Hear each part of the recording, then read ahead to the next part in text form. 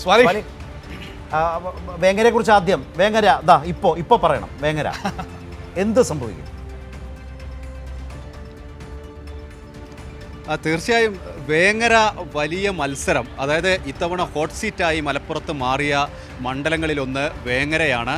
അതിൻ്റെ ഒരു കാരണം, കഴിഞ്ഞ തവണ അദ്ദേഹം സ്വതന്ത്ര സ്ഥാനാർത്ഥിയായി മത്സരിച്ച് 11,000 വോട്ട് പിടിച്ച സബാഹ് കുണ്ടുപുഴക്കലാണ് ഇത്തവണ LDF സ്ഥാനാർത്ഥിയായി മത്സരിക്കുന്നത്.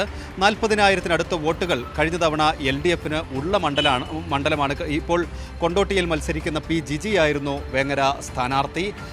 ഈ 2 വോട്ടുകൾ കാണുമ്പോൾ തന്നെ നമുക്ക് മനസ്സിലാവും, പിന്നീട് PK കുഞ്ഞാലിക്കുട്ടിയുടെ ഭൂരിപക്ഷവുമായി വെറും 12,000 വോട്ടിൻ്റെ വ്യത്യാസമാണ് വേങ്ങര മണ്ഡലത്തിലുണ്ടായിരുന്നത്. പക്ഷേ ഈ 5 വർഷക്കാലം സബാഹ് കുണ്ടുപുഴക്കൽ എന്ന ഈ സ്ഥാനാർത്ഥി ആ മണ്ഡലത്തിൽ നടത്തിയ പ്രവർത്തനങ്ങൾ, അവിടെ ജീവകാരുണ്യ പ്രവർത്തനങ്ങളുമൊക്കെയായി, അതോടൊപ്പം തന്നെ അദ്ദേഹം ഈ നഗരവാസി കൂടിയാണ്, വേങ്ങരക്കാരൻ കൂടിയാണ്, വളരെ സജീവമായി പ്രവർത്തിച്ച ഒരാളാണ്. പരിചയപ്പെടുത്തേണ്ട കാര്യമില്ല സ്വാലിഹ്, അതൊക്കെ വിട്ടേക്കൂ, കാരണം ഇതൊക്കെ എല്ലാവർക്കും മനസ്സിലായ കാര്യങ്ങളാണ്. അതുകൊണ്ട് തന്നെ KM ഷാജിക്ക് കുറേ നെഗറ്റീവ്സ് ഉണ്ടായിരുന്നു. അതുപോലെ ഇദ്ദേഹത്തിൻ്റെ സ്ഥാനാർത്ഥിത്വം ഒരു പ്ലസ് ആണ് ഇടതുപക്ഷത്തെ സംബന്ധിച്ച്. അതുകൊണ്ട് ലീഗും UDFും ആശങ്കയിലാണോ അവസാനം വരെ റിസൾട്ട് വരുന്നത് വരെ? അതുപോലെ പൊന്നാനി, തവനൂർ, കാരണം അവിടെ എന്തെങ്കിലും മാറ്റവും വ്യത്യസ്തതയുമായി പോകാൻ കഴിയുന്ന മണ്ഡലങ്ങൾ അതൊക്കെയാണല്ലോ. തിരൂർ, പൊന്നാനി, തവനൂർ. വേഗം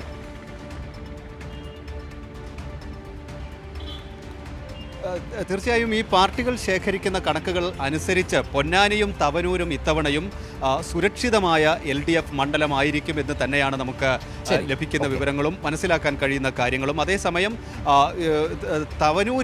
താനൂരിൽ നേരത്തെ LDFിൻ്റെ സിറ്റിംഗ് സീറ്റായിരുന്ന താനൂരിൽ കടുത്ത മത്സരമുണ്ടായിട്ടുണ്ട്. തിരൂർ ഇത്തവണ LDFിനൊപ്പം ഉണ്ടാവുമെന്ന ആത്മവിശ്വാസം അവിടെ മത്സരിച്ച സ്ഥാനാർത്ഥിയും ഇടതുമുന്നണിയും ഒക്കെ പങ്കുവെക്കുന്നുണ്ട്. വലിയ മത്സരം തിരൂരിൽ നടന്നിട്ടുണ്ട്. അതുപോലെ തന്നെയാണ് പെരിന്തൽമണ്ണ മണ്ഡലം. കഴിഞ്ഞ തവണ 38 വോട്ടുകൾക്ക് കൈവിട്ടു പോയ ഒരു മണ്ഡലമാണ് പെരിന്തൽമണ്ണ. പക്ഷേ ഈ തദ്ദേശ തെരഞ്ഞെടുപ്പിൻ്റെ ഒരു കണക്കുകളാണ് UDFിന് വലിയ ആത്മവിശ്വാസം നൽകുന്നത്. നമുക്കറിയാം, ഈ 100 പഞ്ചായത്തുകളിൽ 3 പഞ്ചായത്തുകളിലാണ് LDF ഭരണമുണ്ടായിരുന്നത്. അതുകൊണ്ട് നമുക്ക് ഈ 16 മണ്ഡലങ്ങളിലെയും കണക്കുകളെടുത്ത്, തദ്ദേശ തെരഞ്ഞെടുപ്പിൻ്റെ കണക്കെടുത്ത് പരിശോധിച്ചാൽ പൊന്നാനി ഒഴികെ എല്ലായിടത്തും UDFിന് വ്യക്തമായ മേൽക്കൈയുണ്ടായിരുന്നു. ആ ഒരു ആധിപത്യത്തിൽ തന്നെയാണ് മുസ്ലിം ലീഗിന് പ്രതീക്ഷ നൽകുന്നത്. അവിടെ ഒരു ചോദ്യം ഉയരുന്നത് ആ ഡിസംബറിൽ കണ്ട മുസ്ലിം വോട്ടിന്റെ ഏകീകരണത്തിന്റെ ഒരു കാറ്റോ കാഴ്ചയോ ഇപ്പോഴുണ്ടായിരുന്നോ? തെരഞ്ഞെടുപ്പിൽ അത്രമേലുണ്ടായിരുന്നോ?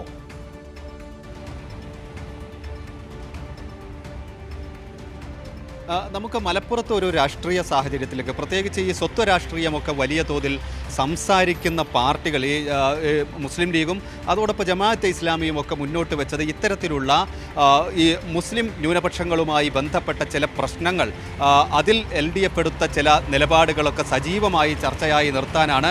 അത് തദ്ദേശ തെരഞ്ഞെടുപ്പ് കാലത്ത് തുടങ്ങിയതാണ്. പക്ഷേ ഇപ്പോൾ നമുക്ക് കാണാം, ഈ കാന്തപുരം AP വിഭാഗത്തിനൊക്കെ വലിയ സ്വാധീനമുള്ള ഒരു ജില്ല, അവിടെ അവർ പരസ്യമായി തന്നെ LDF സ്ഥാനാർത്ഥിക്ക് വേണ്ടി പലയിടത്തും അവരുടെ സ്ട്രോങ് ഹോൾഡായിട്ടുള്ള തിരൂരങ്ങാടിയിൽ, താനൂരിലൊക്കെ അങ്ങനെ പ്രവർത്തിക്കുന്നത് നമ്മൾ കണ്ടതാണ്.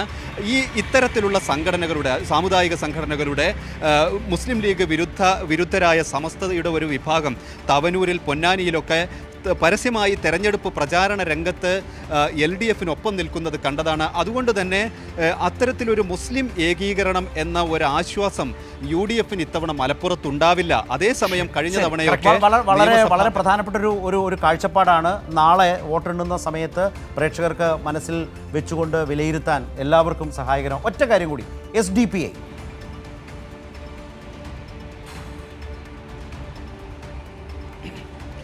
SDPIയെ സംബന്ധിച്ചിടത്തോളം നമുക്കറിയാം, മലപ്പുറത്ത് താരതമ്യേന SDPI വളരെ കുറവാണ്. അവർക്ക് സ്വന്തമായി മത്സരിച്ചാൽ പോലും കാര്യമായി പങ്കാളിത്തമുള്ള ഒരു സ്ഥലമല്ല പൊതുവിൽ മലപ്പുറം ജില്ല. എവിടെയെങ്കിലും 1000-ഓ 2000-ഓ വോട്ടുകൾക്ക് ശേഷിയുള്ള ഒരു ജില്ലയല്ല മലപ്പുറം. അതേസമയം അവർ ഈ തെരഞ്ഞെടുപ്പിലെടുത്ത ഒരു നിലപാട്, പരസ്യമായി അവരോട് ആവശ്യപ്പെട്ടവർ, അവരോട് ചേർന്ന് നിന്നവർക്കൊപ്പം തന്നെ നിന്ന്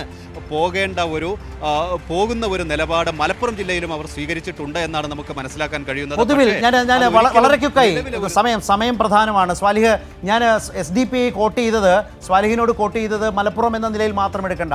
ഈ തെരഞ്ഞെടുപ്പിൽ കേരളത്തിൽ SDPI എന്നത് ലീഗിനെ സംബന്ധിച്ച്, UDF-നെ സംബന്ധിച്ച്, ജമാഅത്തെ ഇസ്ലാമിയെ സംബന്ധിച്ച് അവർ UDF-നെതിരെ എടുത്ത നിലപാട് എന്നുള്ളത്, കാരണം അവർ ഒന്നിച്ച് സഹകരിച്ച് മുന്നോട്ട് പോയി ഒരു ഘട്ടം കഴിഞ്ഞപ്പോൾ SDPI വഴിയിൽ ഉപേക്ഷിച്ച ഒരു മട്ട് കാട്ടി പ്രതിപക്ഷ നേതാവും കോൺഗ്രസും എന്നൊക്കെയുള്ള പ്രശ്നങ്ങളുണ്ടായിരുന്നല്ലോ.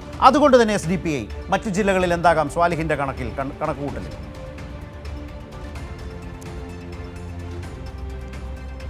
തീർച്ചയായും SDPIക്ക് ഇതിനകത്ത് കൃത്യമായ ഒരു രാഷ്ട്രീയ അജണ്ട ഈ വിഷയത്തിലുണ്ടായിരുന്നു. കാരണം അവരുടെ ഭാഗമായി നിൽക്കുന്ന മുന്നണി വിജയിക്കണം, അവരും പരസ്യമായി അവർ പിന്തുണ പ്രഖ്യാപിക്കുന്ന ഒരു മുന്നണി വിജയിക്കണം എന്നൊരാഗ്രഹം അവർക്ക് തെരഞ്ഞെടുപ്പിന് മുമ്പേ തന്നെ ഉണ്ടായിരുന്നു. പക്ഷേ അത് കാര്യമായി പ്രാവർത്തികമാക്കാൻ അവർക്ക് സാധിച്ചിട്ടില്ല.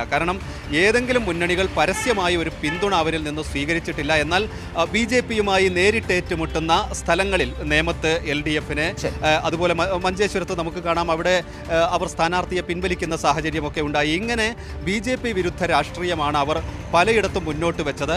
അത് നമുക്ക് ഈ പൊതുവിൽ മലബാറിൽ അത് SDPIയുടെ ഒരു പ്രാധാന്യം വോട്ടുകളിലോ മറ്റോ ഇല്ല എന്ന് തന്നെയാണ് ഞാൻ മനസ്സിലാക്കുന്നത്. കാരണം സ്വാലിഹ് പറഞ്ഞതിനും അപ്പുറം ഇപ്പം മലബാർ രാഷ്ട്രീയത്തിൽ നിന്നിട്ടാണ് അപ്പോഴും സ്വാലിഹ് പറഞ്ഞത്. പക്ഷേ മധ്യ കേരളത്തിലേക്കും തെക്കൻ കേരളത്തിലേക്ക് വരുമ്പോഴും സ്ഥിതി മാറുന്നു എന്നുള്ളത് കൂടിയാണ് SDP-യുടെ കാര്യത്തിൽ ശ്രദ്ധിക്കേണ്ടത്. UDF-നെതിരെ ഒരു നിലപാട് സ്വീകരിക്കാൻ അവർ നിർബന്ധിതരായി. കാരണം അത് ഈ ധാരണകളുടെ പ്രശ്നമാണ്. അതെ, ജമാഅത്തെ ഇസ്ലാമി കൂടുതൽ സ്വീകാര്യത കോൺഗ്രസിലും UDF-ലും ലീഗ് വഴി നേടിയപ്പോൾ പാലക്കാട് തെരഞ്ഞെടുപ്പിലൊക്കെ നമ്മൾ കണ്ടതാണ് ആഘോഷം. പക്ഷേ പിന്നീട് ആ ഒരു റിസപ്ഷൻ പ്രതിപക്ഷ നേതാവിൽ നിന്നും മറ്റും കിട്ടാതെ വന്നപ്പോഴുണ്ടായ പ്രശ്നം ഇതിനകത്തുണ്ട്. ആ ഒരു പ്രശ്നമാണ് SDPI കുറി.